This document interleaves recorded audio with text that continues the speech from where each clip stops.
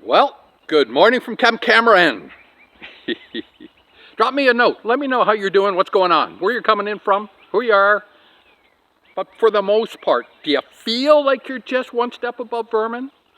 Do you feel like you're a contagion and a carrier of the next zombie apocalypse? Because that's what these brilliant people in Eastern Ontario are saying, that anytime I'm now around any group of people, at any time I must wear a mask because I can create infection. That's so much bullshit and crap, it isn't funny that's going on right now, guys. You've really given up your choice to a bunch of folks that just killed hundreds and hundreds and hundreds and hundreds of elderly people. Yeah. And they're not looking at the data. It's obvious they're not looking at the data, because the data will tell you that this virus, right, is not creating an absence of health. It's an absence of health that's inviting in the virus. And yet you don't hear them talking about, hey guys, better start thinking about cleaning up your act. You better start looking at ways in which you're nutriating yourself in a way in which is creating what is potentially in your body as being a magnificent machine. You see, this entire body, from here and even parts of here, but we'll call it from here on down, does nothing more than support this 3 pounds that sits inside that skull. For the most part, people have turned that into 3 pounds of just nonsensical mush. Not using it, not thinking, just being directed. Yes, you know what's better for me. I don't have the capacity to learn or to look at data. Yes, please tell me, all powerful, all knowing. Holy mackerel, Andy. Yeah, that is just kind of where we're at. So understand this, okay? Really understand this. And it's not about me. I don't say these things just words to say words or do a video just to be seen. In fact, as far as I'm concerned, I don't want followers. I want people to lead their own life. Yeah, to lead their own life, to own their dash, to own it. Okay, so how do you do that? Well, understand this, and I come back to understand this, that the virus by its very nature is not something that creates an absence of health and creates an absence then of life. It is the absence of health that invites in the virus. And remember, health can be in different stages. Most people go through their life really on that edge, teetering on the edge. Okay, they're getting by, they're there. And a lot of times they get older, they start to understand that maybe some stuff isn't right inside them. They can feel it, they kind of get it. You know, somebody said the other day, is that I reminded every time, of my age when I get on the floor and then try and get myself back up. Yeah, well, anyways, that's a different story for a different day. But here's the thing, is that the absence of health. And you were born, Meg. You were born with so much capacity to thrive, it isn't funny. You just were. Okay? And the system that we have here is all set up in a way in which it has this communication structure that takes place between various entities in the body. Let's talk about the cells and cell signaling. You know the real basic stuff of that, because you walk up a set of stairs, you don't have to remind yourself to, okay, I better breathe more and I better up my heart rate, and if it's really hot out, maybe I got to start sweating a little bit. You don't think about that. Those are autonomic systems. That's systems talking to one another, saying, okay, let's regulate, let's make things happen, let's let this body move and thrive. Yeah, you know that. But there's so much more that goes on. There's communication structures that take place in these 7 to 9 trillion cells amongst one another to create a thriving environment, providing we're not degrading that communication structure through the various, pathways that we ingest, nutrient. Air, okay? Put yourself in a real bad, shitty, and I'll call it shitty environment. Man, I lived for a while down in Southern California back in the bad old days, so you'd look out towards Pasadena and just see yellow. Ugh! Yeah, flew into Mexico City one time, and I don't think I could see, a quarter mile, if that. It was that ugly and bad. But anyway, air, water, the state of water. We know areas where there's bad water, we have bad disease. Okay, that's it. And nutrients. And what we're doing with our nutrient level in our fields and via our farms and such that way is kind of, suspect, isn't it, in our supply chain. In fact, when we look out across the monoculture, and I call it monoculture right now, of wheat, soybeans, and corn, going to school out in Nebraska, I mean, as far as you could drive almost in a day, all you would see is corn. That's it. I guess that's why they're known as the corn huskers. But anyways, and what do we do to our soils to, make that stuff come about and to feed this population? What do we do to it? We poison the soils, don't we? We got Roundup, right? Well, it's taking care of all kinds of different bacteria at the same time, folks, as it's dealing with weeds. In fact, you've probably heard of Roundup-resistant weeds these days, right? Just things that are manifesting themselves. Well, that's nature trying to figure this whole thing out that's getting poison. How do I make things, happen and go on that side? So this is the thing, is that you were born incredibly magnificent. You have the capacity to do that it's not the virus. In fact, there's no such thing as a really, quote, a flu season. It's not flu waiting around, right? Or what we'll call a coronavirus season, not waiting around. It is the change of a whole host of things, like even the carbon footprint. We know that come fall time and late fall and such, that the carbon footprint around us totally changes. Why? Well, guess what? These doggone things, well, most of these are evergreens, but a lot of the deciduous around, they stop deciduating, right? They stop transpiration. They're not building wood anymore, right? The grasses, the things, the stuff. So what happens in that environment, right? Well, we up our carbon. What happens with carbon? Well, carbon happens to be a great transport mechanism for all kinds of other crap.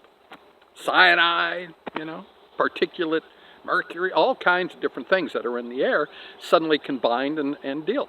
Our bodies are set up to deal with this if we have created the capacity for the body to maintain the way that you were born magnificent. But what we do oftentimes is we degrade that capacity.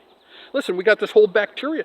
You had 7 to 9 trillion cells. Take that times 10, and you can talk about the bacteria that are communicating and cooperating and working. We know about the gut-brain axis, right? In fact, did you know this? That one course of antibiotics in a year will increase your risk of depression by 17%. Not 17 times or not 17% of the people. I'm just saying the risk factor. If you look at that group of people, 17% higher risk factor depression. And something in the order like 22% or something like that having major anxiety issues. Here's the real scary part. 2 courses of antibiotics in a 12-month period of time will increase that factor up in the neighborhood of 40%. Greater chance of developing depression, and something over 50% higher chance. So over 50%, think about it. Take a flat group of people, 2 course antibiotics, half of that group of people, okay, who took those antibiotics would have some sort of greater anxiety episodes. Kind of weird. But why is that? Because when we take antibiotics, it's pretty much non-discriminatory a lot of times. It's also attacking the positive bacteria that's part of our whole communication system in our bodies as well too. As I said, there's the gut-brain axis. We can measure it. We can see it. We know that it's there. You got bacteria on your skin. You got bacteria, different ones in your mouth. You got bacteria all over the place. And it works in synergy with us. There's actually fungi that work in synergy with us as well too. I know oftentimes, hey, we got a fungus infection. No, oh, my toenail, I got fungus. No. There's all kinds of other positive stuff that goes on. But just like bacteria, there's bad bacteria and probacteria. Well, there's bad fungus and good fungus. And the whole idea is we keep all that bad stuff in check. Got it on that? There's even positive yeasts. I know you always hear yeast infections, but there are positive yeasts that are part of the biome, this human biome that we are. So, why do I bring this all up? Because again, I come back to the thing of, when's the last time the health unit turned around and said, get your act in order? When's the stuff to say, look we know what the science really is about the thing of this magnificent human being, and it's up to you. It's up to you to decide to make the positive decisions to take on your responsibility for your state of well-being. That means you better start looking at an optimal nutrition and support mechanism for yourself. I haven't heard that. Have you heard it? I really haven't heard that much. Yeah, I really haven't. But that would be pretty social disruptive, isn't it? Because we're really dependent on McDonald's, Kentucky Fried Chicken, and Taco Bell to feed the population. My little town, I got what, 3, 4, maybe 5, I don't know, pizza places in this little teeny town. You know what's going on there, on that side of things, right? That is the state of what we'll call the human condition these days. I'm not to say that it's bad when you take that stuff. That's not what I'm saying. What I'm saying is that's a treat that shouldn't be your staple. And you know you can't get optimal. You can't create this optimal machine these days, cannot get optimal nutrition profile and create a pathway for optimal cell signaling and optimal bacteria signaling and all these things that go along. We can't get it from unless we're eating somewhere in the neighborhood of, I don't know, 22 to 24,000 calories a day and being very selective in those sorts of foods. I can go into that in more detail at some future date, but that's the thing. So I come back to it. I am not vermin. Okay? I do not carry some sort of apocalyptic disease, right, to spew upon the population. Neither do you. But man, oh man, the social, stuff, the messengers of mediocrity are out there promoting it big time. And like, be afraid, be very afraid, wear your mask. Don't get too close to me. You've probably heard those stories about people walking down the street and somebody else is next to them. They don't have a mask on. Oh, no. Yeah, it's happening. We've created this environment that everybody else knows what's better except you. And yeah, I run into people. I always like to give people opportunity. Just give them opportunity of choice. I run into people and say, well, I can't afford to be healthy. Well, that's their choice. Not my choice. That's her choice. All I know is we only got one of these. That's everything that we do is dependent on this thing, okay? Because this thing, if you could see all the way down, but this thing, right, supports that 3 pounds of mush.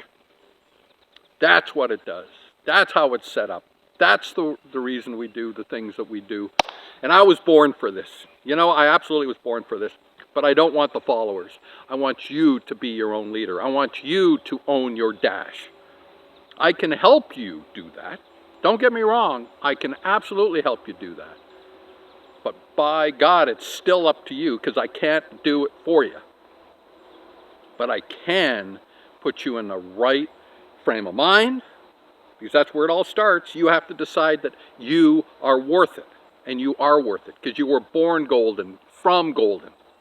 You are energetic, okay? You are an energy being driven by this biological support system.